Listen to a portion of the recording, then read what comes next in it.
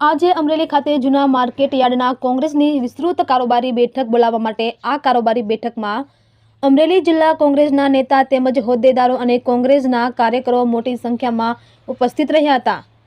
2024ની લોકસભાની ચૂંટણીમાં અમરેલી જિલ્લામાં ફરી એકવાર કોંગ્રેસ જીતે એવી હાકલ કોંગ્રેસના નેતાઓએ કરી હતી।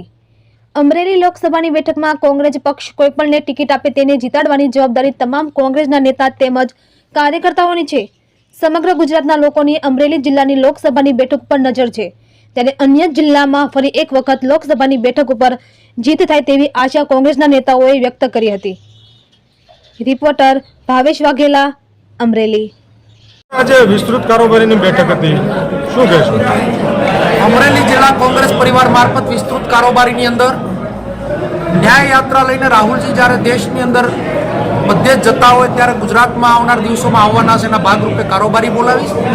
જિલ્લાભરમાંથી કાર્યકર્તાઓ ન્યાય યાત્રામાં દક્ષિણ ગુજરાતમાં જોડાય એના માટેના આયોજનની એક આ કારોબારી છે। સાથે સાથે દેશની અંદર અરાજકતાનો જે માહોલ છે એમાં 3 ઠરાવ અમે કારોબારીની અંદર સરકારને નિંદા કરતા પાસ કરવામાં આવ્યા। ઠરાવ નંબર 1, આ દેશના વડાપ્રધાન ખેડૂત વિરોધી હોય એવું આખું માહોલ ભૂતકાળમાં પણ એને બતાવ્યો। 1 વર્ષ સુધી 3 કાળા કાયદા ખેંચવા માટે આખા દેશના ખેડૂતોએ આંદોલન કર્યું, 700 ખેડૂતોએ જીવ ગુમાવ્યા।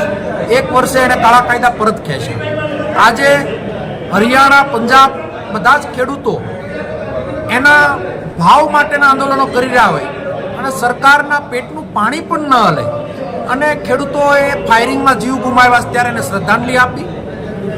બીજા મુદ્દામાં લોકતંત્ર ટકાવવા માટે, લોકતંત્ર બચાવવા માટે કોંગ્રેસ જે પ્રયત્નો કરી રહી છે, ખુલ્લેઆમ લોકતંત્રનું બળું મરડવાનો પ્રયત્ન ચંડીગઢની ઇલેક્શનમાં થયો અને ચૂંટણી અધિકારીએ એના મત કેન્સલ કરવા માટે અને સુપ્રીમ કોર્ટમાં ઇન્ટરફિયર થવું પડ્યું અને મેયરને હકાલપટ્ટી કરી, ત્યારે આવનાર દિવસો લોકતંત્ર ટકશે કે કેમ એના માટેનો એક ઠરાવ પાસ કર્યો। ત્રીજું, ગુજરાતને ઝૂમતા ગુજરાત જે આ સરકારે કર્યું છે, ખૂબ જ દુઃખદ બાબત છે કે ડ્રગ્સ, કરોડો રૂપિયાનું ડ્રગ્સ આવે છે।